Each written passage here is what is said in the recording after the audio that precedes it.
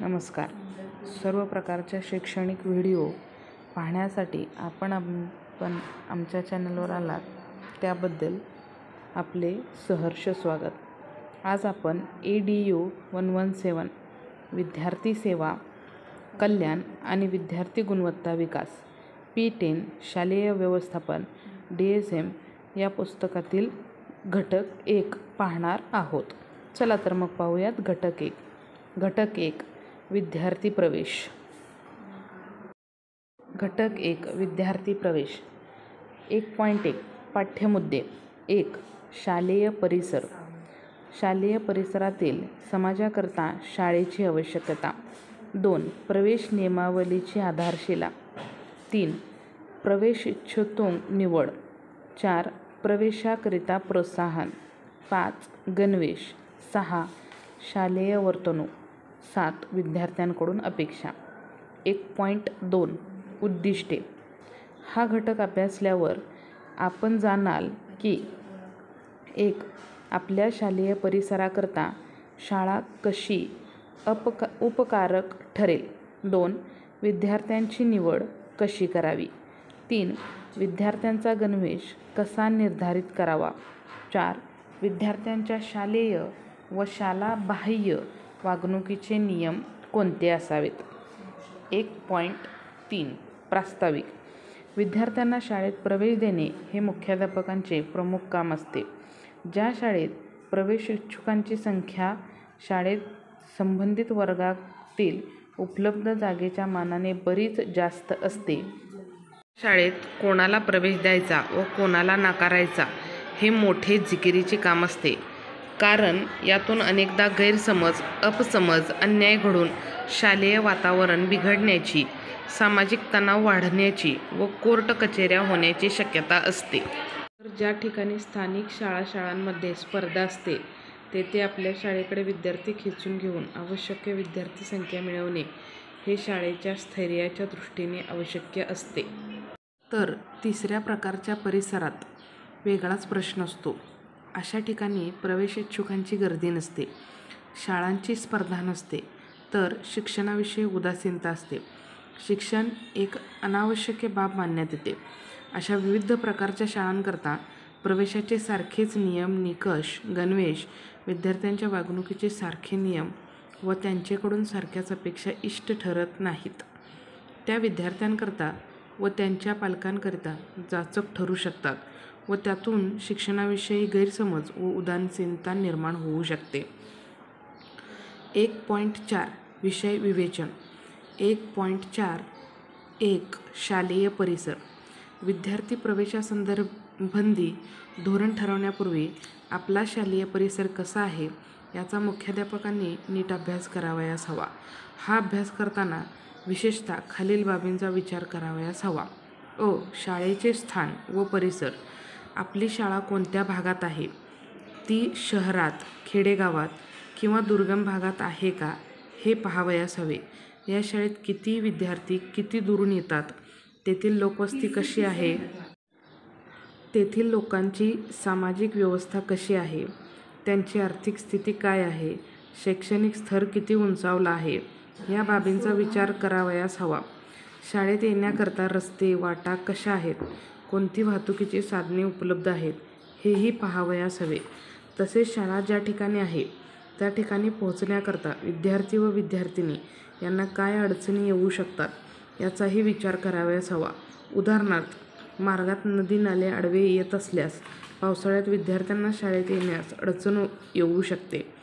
त्या भागात काही समाजकंटकांचा उपद्रव असेल तर विद्यार्थी सायंकाळ होण्यापूर्वीच आपल्या घरी पोहोचतील अशा शाळेच्या वेळा ठरविणे आवश्यक आहे.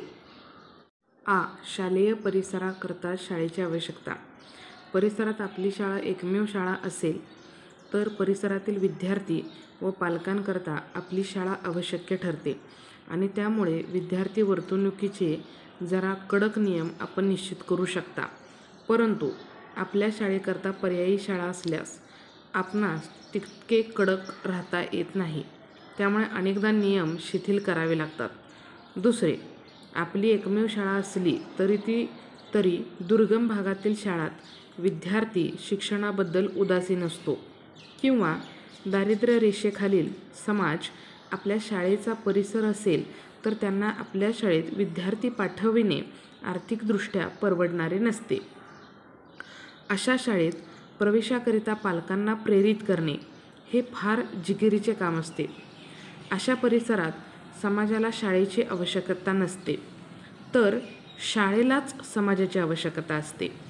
त्यामुळे या शाळेत प्रवेशाचे नियम व विद्यार्थ्यांच्या वागणुकीचे नियम हे भिन्न ठेवणे क्रमप्राप्त ठरते. 1.4.2 प्रवेश नियमावलीची आधारशिला.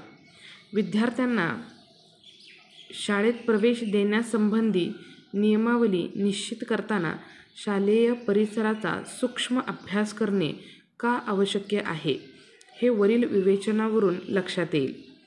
तसेच सगळ्या शाळांकरता प्रवेशाची सारखी नियमावली ठेवणे हे देखील अन्यायकारक व अयोग्य ठरते हे आपल्या ध्यानात आले असेल. परंतु असे असले तरी प्रवेशाकरिता काही मूलभूत गोष्टी ठरविणे हे विद्यार्थ्यांच्या कल्याणाकरता आवश्यक ठरते. अशा आवश्यक बाबींची आपण प्रथम चर्चा करू. क. विद्यार्थ्यांची व्यक्तिगत क्षमता. कोणताही अभ्यासक्रम समाधानकारकरित्या पूर्ण करण्याकरता विद्यार्थ्याची आवश्यक असलेली पूर्वतयारी असावयास हवी. ही पूर्वतयारी शारीरिक व मानसिक स्वरूपाची असते. जर अपेक्षित शारीरिक व मानसिक तयारी नसेल तर संबंधित विद्यार्थ्यास तो अभ्यासक्रम समाधानकारकरित्या पूर्ण करता येत नाही व त्याच्या मनात शिक्षणाविषयी उदासीनता निर्माण होते. ख. शारीरिक क्षमता. शाळेतील विविध वर्गात प्रवेश देताना संबंधित वर्गाकरता तो विद्यार्थी सर्वसाधारण क्षमतेचा असावयास हवा. फारच खुजा, अशक्त किंवा फारच थोराड व दांड असा नसावा. कारण सर्वसाधारण अवस्थेत अशा विद्यार्थ्यांशी इतरांची समरसता निर्माण होत नाही व त्यामुळे अशा विद्यार्थ्यांच्या वागणुकीमुळे शालेय प्रशासनासमोर कटकटीच्या बाबी निर्माण होतात. तसेच विद्यार्थ्यातही अहंगंडाची व न्यूनगंडाची भावना निर्माण होते. ग. मानसिक क्षमता. शारीरिक क्षमतेप्रमाणेच प्रवेशोत्सुकांची मानसिक क्षमता लक्षात घेणेही आवश्यक असते. मानसिक दृष्टीने दुर्बल व मागासलेला विद्यार्थी शिक्षकांकरता डोकेदुखी ठरतो, तर अन्य विद्यार्थ्यांकरता करमणुकीचे साधन बनतो. फारच हुशार विद्यार्थी हाही प्रशासनाकरता व शालेय शिस्तीकरता उपद्रवकारक ठरू शकतो. घ. व्यक्तिमत्व. प्रवेश इच्छूचे व्यक्तिमत्व विचारात घेणे आवश्यक ठरते, कारण यातूनही अनेक प्रश्न उभे राहतात. विविध प्रकारची शारीरिक व्यंगे सर्वसाधारण शाळेत प्रश्न उभे करतात. बहिरेपणा, तोतरेपणा, पंगुत्व, दृष्टीदोष, आवाजातील दोष असलेले विद्यार्थी अन्य विद्यार्थ्याशी समरस होणे कठीण जाते व त्यांच्यात हीनतेचा मनोगंड निर्माण होऊ शकतो. च. आर्थिक क्षमता. फारच श्रीमंत परिस्थितीत वाढलेला प्रवेशिच्छुक किंवा अत्यंत गरीब अवस्थेत जगणारा प्रवेशिच्छुक शालेय प्रशासनेकरता डोकेदुखी ठरू शकतात. श्रीमंत परिस्थितीत वाढलेली मुले ही हट्टी, चिडखोर व हेकेखोर असण्याची शक्यता अधिक असते, तर अत्यंत गरीब अवस्थेत वाढलेला विद्यार्थी न्यूनगंडाच्या भावनेने पछाडलेला असू शकतो किंवा तसा तो होऊ शकतो. त्यांच्या सवयी सर्वसाधारण विद्यार्थ्यांपेक्षा भिन्न असतात. त्यांच्यामध्ये काही वर्तन दोष असू शकतात. थोडक्यात सांगायचे झाल्यास सर्वसाधारण शारीरिक व मानसिक स्थिती असलेल्या व सर्वसाधारण आर्थिक क्षमतेच्या व व्यक्तिमत्वाच्या विद्यार्थ्यास प्रवेश देणे हे शाळेच्या व संबंधित विद्यार्थ्याच्या विकासाच्या दृष्टीने हितावह असते. आज आपण इथंपर्यंतचाच भाग पाहणार आहोत. यानंतरच्या पुढील भागामध्ये या पुस्तकातील आपण पुढचा भाग जरूर पाहूया. जर आपणाला अन्य कोणत्याही विषयावर शैक्षणिक व्हिडिओ हवे असल्यास आपण आमच्याशी संपर्क साधू शकता. आम्हाला कमेंट बॉक्समध्ये लिहून जरूर पाठवा की कोणत्या विषयावर आपणाला शैक्षणिक व्हिडिओ हवे आहेत. आम्ही त्याची जरूर दखल घेऊ व भेटूयात पुढील अशाच छानशा व्हिडिओमध्ये. जर आपणास आमचे व्हिडिओ आवडत असतील तर लाईक करा, शेअर करा व सबस्क्राईब करायला विसरू नका.